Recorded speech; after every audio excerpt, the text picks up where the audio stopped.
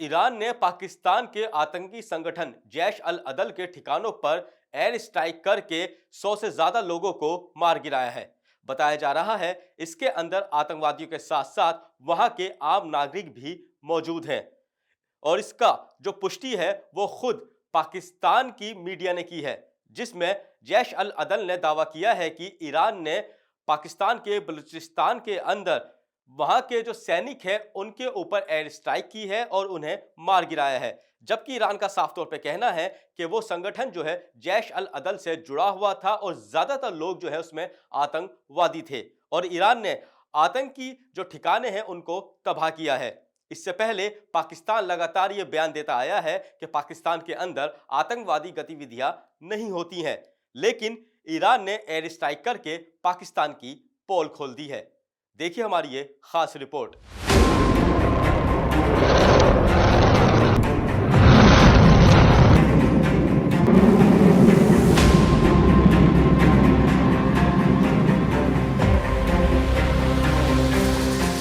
पाकिस्तान लगातार आतंकवादियों को शरण देता रहा है और आतंकियों के ट्रेनिंग कैंप पाकिस्तान के विभिन्न स्थानों पर चलते रहे हैं।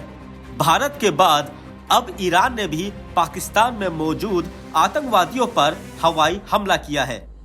ईरान ने मंगलवार को पाकिस्तान के बलूचिस्तान में चल रहे आतंकवादी संगठन जैश अल अदल के ठिकानों पर हमला किया। खुफिया रिपोर्ट के मुताबिक यह हमले तुर्बत और पंचकूर में स्थित आतंकवादी कैंपों पर किए गए। ये आतंकवादी कैंप बलूचिस्तान से 122 किलोमीटर पाकिस्तान की सीमा में है। ईरान ने मंगलवार देर रात इन आतंकी कैंपों पर कई रॉकेट हमले किए। ईरान के इन हमलों में 100 से अधिक लोग मारे गए हैं। जैश अल अदल ने इस तरह से देखा जाए तो आतंकवादी संगठन जैश अल अदल ने बयान देकर खुद ही पाकिस्तान की पोल खोल दी है।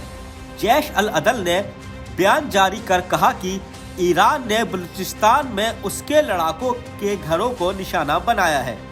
Pakistan has been sending terrorists into India and having terrorist camps.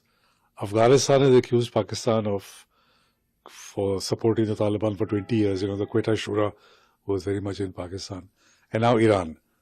So, and the Chinese are not very happy with Pakistan, the Uyghurs taking sanctuary in Pakistan. So all the neighbors of Pakistan, this is the one country that all the neighbors are upset with it because of its support to terrorist causes. I mean, what can be a better proof of being a terrorist state? Second, it's surprising that Iran says that it fired missiles and Pakistan couldn't detect them. They couldn't detect at the time of Balakot. They couldn't detect at the time of Osama bin Laden. So here is this nuclear power, nuclear country, nuclear weapons country. And you wonder what is the kind of defense system and mechanisms that they have. And there is also, Pakistani statement also says violation of airspace. So there can be missiles, but it is not yet clear whether Iran also used aircraft So it's a, big targeting of violation of Pakistan's sovereignty. And the response of Pakistan has been just issuing a statement. जिसके चलते उसके एक लड़ाके के 2 बच्चों की मौत हो गई। आतंकी संगठन ने माना है कि बलूचिस्तान में उसके आतंकवादी हैं और वहीं पर ईरान ने उसके आतंकियों को निशाना बनाया है। इस बीच जैश अल अदल आतंकवादी समूह से जुड़े 2 ठिकानों को निशाना बनाए जाने के ईरान के दावे के मद्देनजर पाकिस्तान ने पड़ोसी देश द्वारा उसके हवाई क्षेत्र का उल्लंघन किए जाने की बुधवार को कड़ी निंदा की और चेतावनी दी कि इस प्रकार के कदमों का गंभीर परिणाम हो सकता है। पाकिस्तान ने ईरान द्वारा किए गए हमले को उसके एयर स्पेस का उल्लंघन बताया और उसने बताया ये उसकी संप्रभुता पे हमला है। इतना ही नहीं, उसने ईरान के राजदूत को बुलाकर भी कड़ी नाराजगी जाहिर की। गौरतलब है कि इस आतंकवादी संगठन द्वारा ईरान में लगातार आतंकी हमले किए जाते रहे हैं, जिसके चलते ईरान को भी भारी नुकसान का सामना करना पड़ता है।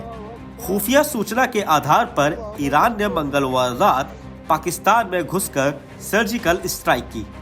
इस सर्जिकल स्ट्राइक में जैश अल अदल के कई आतंकवादी मारे गए। माना जा रहा है कि ईरान आने वाले दिनों में भी ऐसी सर्जिकल स्ट्राइक कर सकता है। इन हमलों से पाकिस्तान और ईरान के बीच अब तनाव और गहरा हो सकता है। बता दें, पाकिस्तान और ईरान के बीच इससे पहले दोस्ताना संबंध रहे हैं।